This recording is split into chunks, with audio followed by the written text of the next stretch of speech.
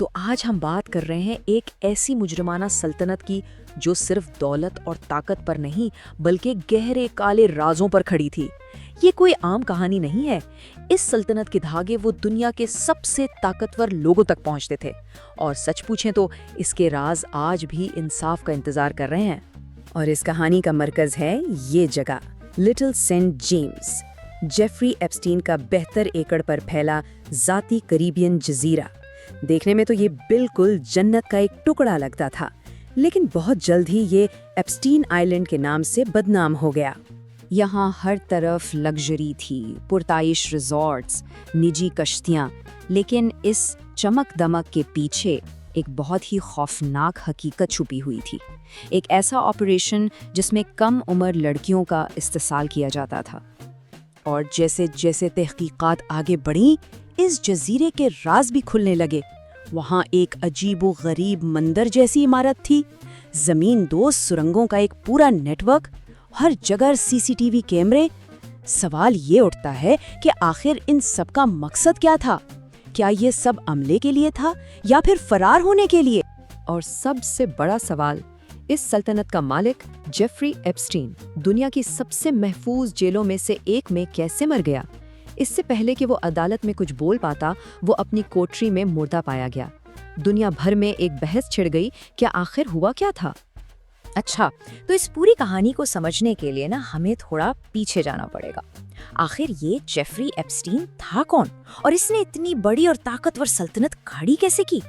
اس کا سفر ایک اسکول ٹیچر سے شروع ہوا تھا، پھر وہ وال اسٹریٹ کی دنیا میں داخل ہوا اور دیکھتے ہی دیکھتے ارب پتی لوگوں کا پیسہ مینج کرنے لگا، اور پھر اس نے اپنی ایک الگ ہی سلطنت بنا لی، بڑے بڑے محلات، فارم ہاؤسز، اور ہاں، اپنا ذاتی جزیرہ بھی۔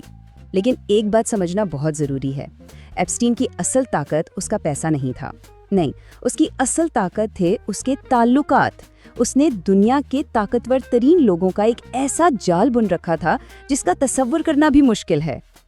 اور اس کے تعلقات کی سب سے بڑی علامت تھا اس کا پرائیویٹ جیٹ، جسے میڈیا نے لولیتا ایکسپریس کا بدنام زمانہ نام دیا۔ کہا جاتا ہے کہ اسی جہاز میں دنیا کے بااثر ترین لوگ اور شکار بننے والی لڑکیاں اس کے جزیرے اور دوسری پراپرٹیز تک لائی جاتی تھیں۔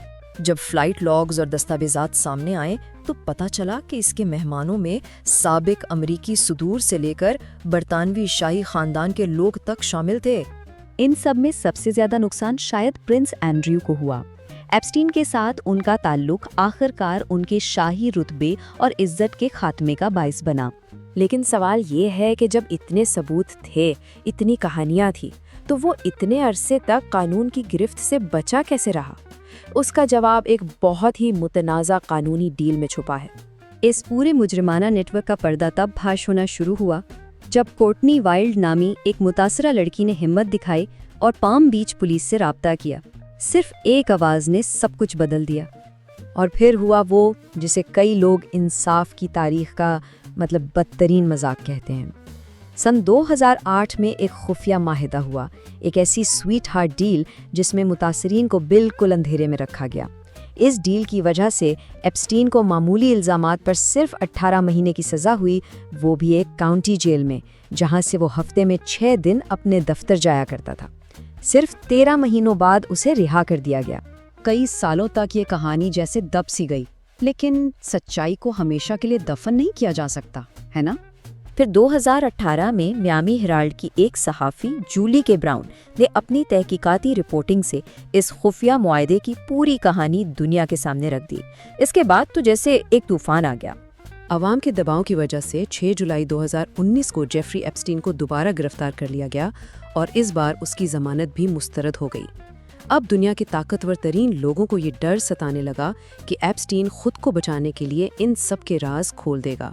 لیکن مقدمہ شروع ہونے سے پہلے ہی ایپسٹین مردہ پایا گیا۔ سرکاری طور پر تو اسے خودکشی قرار دیا گیا، لیکن کئی سوالات کھڑے ہو گئے۔ مثلاً اس کی کوٹری کے باہر 2 کیمرے خراب کیسے ہو گئے؟ ڈیوٹی پر موجود 2 گارڈز سو کیسے گئے؟ اور اسے کچھ ہی دن پہلے سوسائیڈ واچ سے کیوں ہٹایا گیا تھا؟ بہت سے لوگوں کا ماننا ہے کہ اسے خاموش کروا دیا گیا تھا۔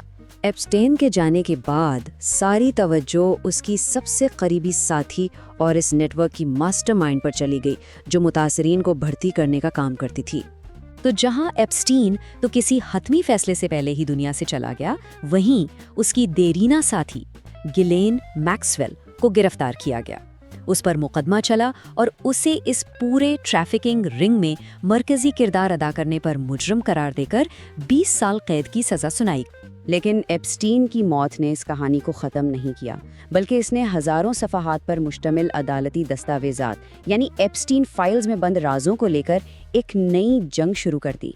ایک طرف تو یہ قانونی جنگیں چل رہی ہیں اور دوسری طرف ایپسٹین کی جائیداد سے ایک معاوضہ فنڈ قائم کیا گیا ہے۔ اس فنڈ سے اب تک 150 سے زیادہ متاثرین میں $121 ملین تقسیم کیے جا چکے ہیں۔ اور جہاں تک ان فائلوں کا تعلق ہے تو سیاسی دباؤ اور حکومتی ایکٹ کے باوجود اب تک صرف چند ہزار صفحات ہی سامنے آئے ہیں، جبکہ لاکھوں صفحات جن میں ممکنہ طور پر اس کے کلائنٹس کی مکمل فہرست بھی ہو سکتی ہے، وہ آج بھی خفیہ ہیں۔ تو آخر میں سوال یہی بچتا ہے، یہ کہانی ہمیں کیا سکھاتی ہے؟